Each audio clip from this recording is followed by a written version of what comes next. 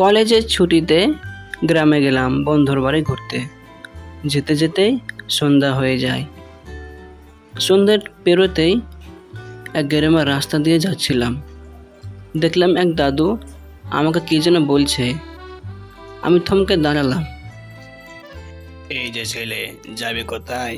এই রাস্তায় কেন? তোমাকে তো আগে দেখিনি। আগে আগে আমি রাজু। কোন রাজু? পকেট পরোটা রাজু? আগে না, আমি বীরভূম থেকে আসছি।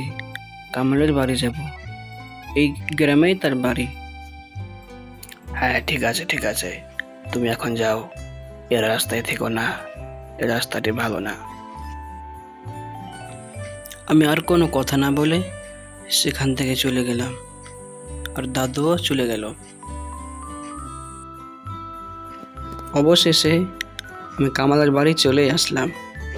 তবে লোকটার কথা শুনে আমাকে যেন ভয় লাগছিল, হাত পা ঝিমঝিম করছিল।